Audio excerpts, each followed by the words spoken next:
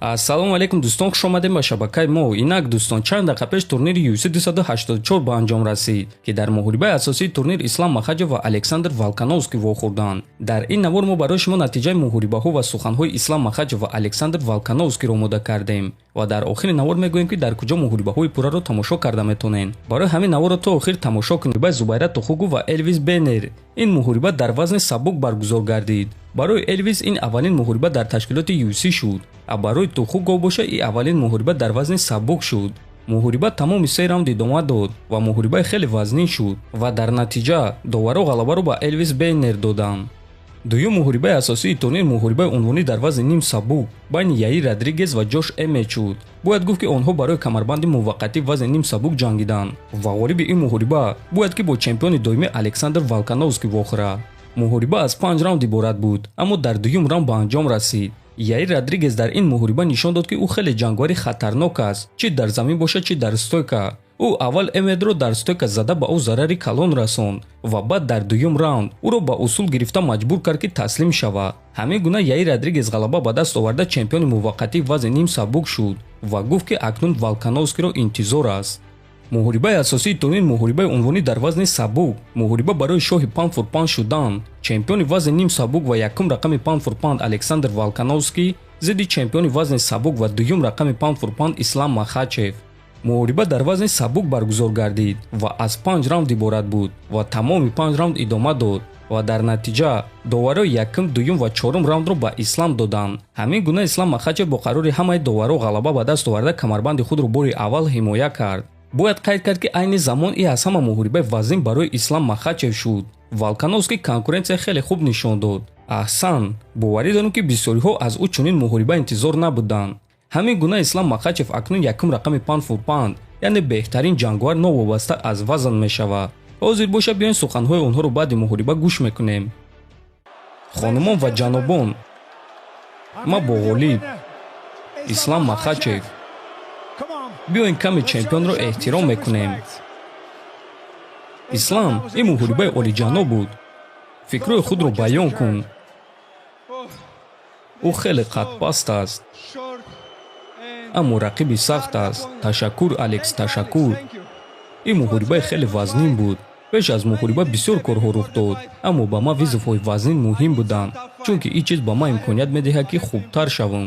ташаккур Перт, мо ба ин ҷо баҳри шумо омадем. ташаккур. ин муҳорибаи хеле наздик буд. ҳар дуятон дар стойка лаҳзаҳои хуб доштем. туро Алекс Волкановский дар куҷо бисёртар ҳайрон кард?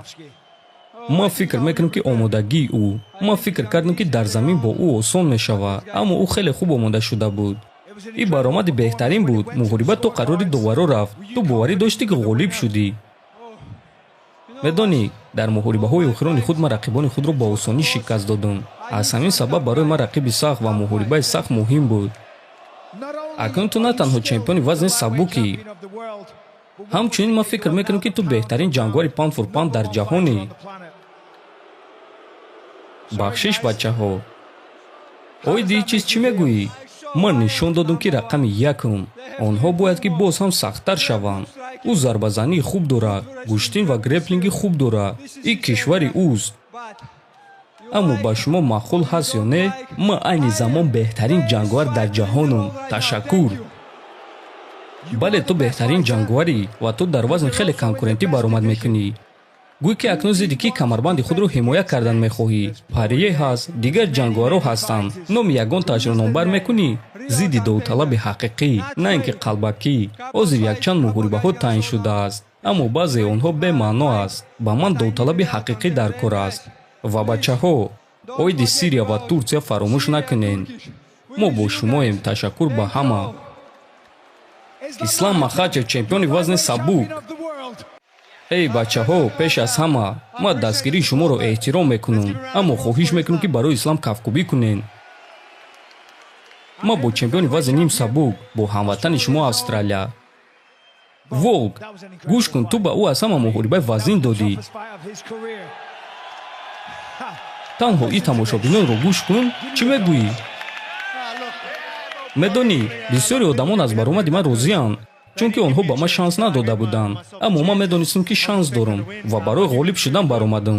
Ман медонистам ки ӯ сахт аст, аммо ман хеле хуб омода шуда будам ва ин муҳорибаи шавқовар буд. Медонӣ, дар баъзе лаҳзаҳо ман метонистам ки каме фаъолтар бошам, аммо ҳеҷ кор намекунӣ. Исламро табрик мекунам. аммо ту бешубҳа ба ӯ аз ҳама муҳорибаи вазнин додӣ. Ту баромадӣ ва хеле хуб ҷангидӣ. боварӣ дорем ки ту фахр мекунӣ. бале, албатта. ва аён аст ки ӯ гӯштин ва греплинги маро ҷиддӣ қабул намекард, аммо бошам зарбазанӣ ӯро ҷиддӣ қабул накардам, чунки ӯ зарбаҳои хуб зад. барои ҳамин мо ҳардиамон баромади хуб нишон додем. бале, акнун фикр мекунем ки якдигарро пурра эҳтиром мекунем. ту ҳоло ҳам чемпиони вазни ним сабукӣ. барои ҳамин шикоят накун дӯстам. каме пештар мо дидем ки чӣ гуна Яир Родригес чемпиони муваққатӣ шуд. ба фикри ту шумо кай муҳориба гузаронида метавонед? эй, биёи корро кунем. Медонӣ, ман ба кор баргаштан мехоҳам, фаъол будан мехоҳам.